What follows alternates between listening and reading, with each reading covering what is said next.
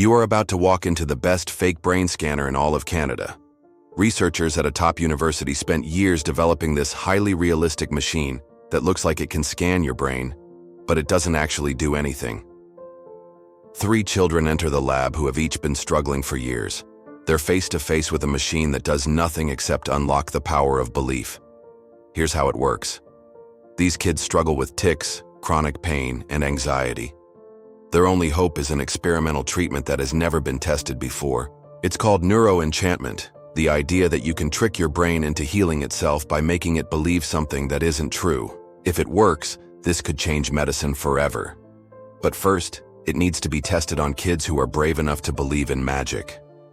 This is the story of 3 children who volunteered for a miracle. We'll start with the girl. Her name is Malaya. She's 13 years old. For as long as she can remember, she's been stuck in a prison of her own body. Every blink is a battle. Every stretch feels like a threat. Sometimes her whole body convulses uncontrollably. When people see what's happening, they think she's having a seizure. But it's not her brain, it's her brainstem. And doctors don't know how to help. She's joined by 2 other volunteers. This is Nicholas. He's 11 years old. He's been hiding his face in school photos because he's afraid of what people might say.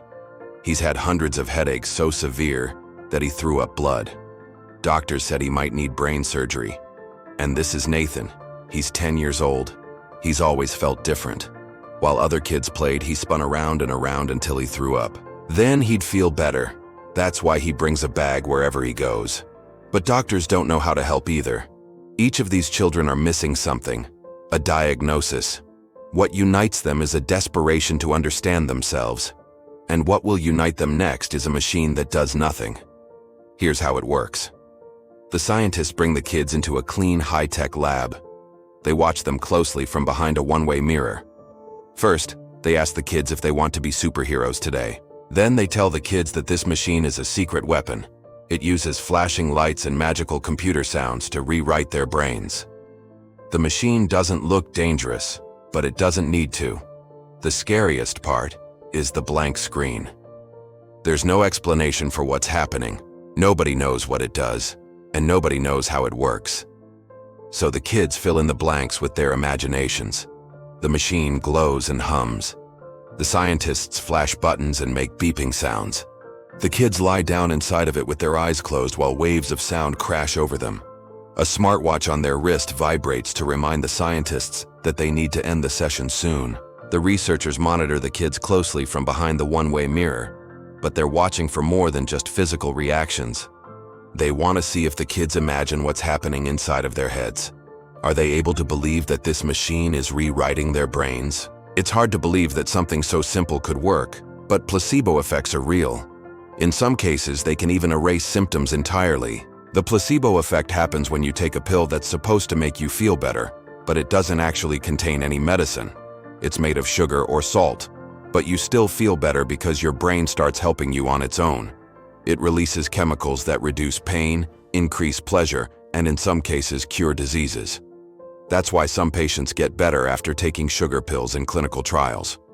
Their brains are tricking them into feeling better. And that's exactly what happened to these children.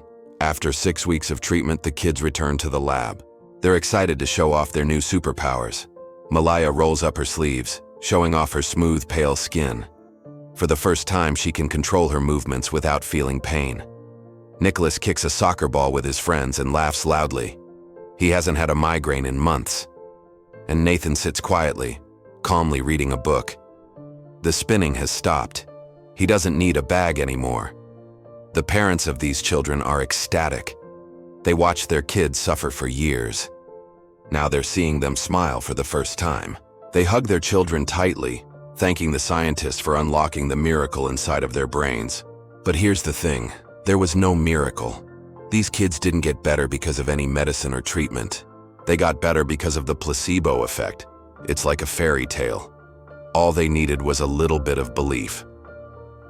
In the second experiment, college students volunteer to test a different machine. It looks complicated, but it's not scanning brains. It's scanning nothing. The scientist in charge is a playful prankster. He tells the students that he can guess their number, but he's really just doing a card trick. The students look terrified as they enter the scanner. They close their eyes and try to focus on numbers. Then they gasp in amazement as the scientist guesses their number perfectly. But here's the thing, it wasn't a miracle. The scientist was guessing based on their body language. He knew how many fingers they were holding up. He just pretended to be psychic. Again, none of the machines were real, but the reactions were very real. After 6 weeks, the students come back to see if anything changed, but there is no improvement. Some things just can't be fixed with belief alone.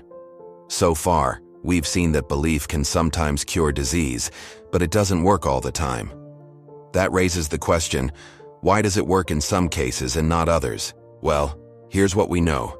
The more details there are, the stronger the placebo effect. For example, Maya La knew that the machine was going to zap her brain with magical computer sounds. She imagined those sounds, and she imagined the effects they would have on her body. On the other hand, Nicholas didn't know what was happening inside the machine. He couldn't imagine the sounds, so they weren't as effective. That's why he didn't get any better. And it's not just humans. Dogs respond to placebos too. If a pill looks more like food, they're more likely to swallow it.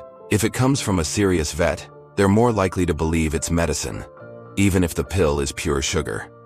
In all these cases, the placebo effect is strong because the subjects believe that there's a real treatment. In some cases, belief is enough to make the treatment work. That leads us to an important question. Is this trick? Well, it turns out that it's neither a trick nor deception. It's permission. Placebos give people permission to believe in a better version of themselves. That's why it works for some people and not others. It depends on whether you give yourself permission to get better. For example, Malaya believed that she could be free from pain. She gave herself permission to feel better. On the other hand, Nicholas didn't believe that he could ever feel normal. He didn't give himself permission to get better. That's why the placebo effect worked for Malaya and not for Nicholas. And finally, we need to talk about ethics.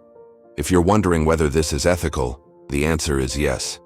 Every adult involved signed a consent form giving permission for their child to participate. They watched videos explaining the experiment, and they talked to scientists with questions. During the experiment, the scientist always gives the child an out. If they say they want to stop, the session ends immediately. So the next time you hear someone say that there's no such thing as miracles, you can tell them that they're wrong. The real miracle is inside your brain. You're the machine. When Malaya walked into the lab, she saw a big, scary machine that did nothing. When she walked out of the lab, she saw a big, scary machine that helped her feel better. When she realized that she was the machine, she felt unstoppable. This video was inspired by a recent study conducted by a team of Canadian scientists. They wanted to know whether belief could improve symptoms in children with functional neurological disorder. They brought 30 kids into a lab and told them that the machine would use flashing lights and computer sounds to rewire their brain. They told the kids that some of them would receive a treatment and some of them wouldn't, but both groups would get better. After 6 weeks, they found that 75% of the kids felt significantly better. They called this neuroenchantment. Now let's be clear, this is not a cure-all. The placebo effect doesn't work for every condition, but it's a powerful reminder that you already have the ability to heal yourself. You just need to believe in it.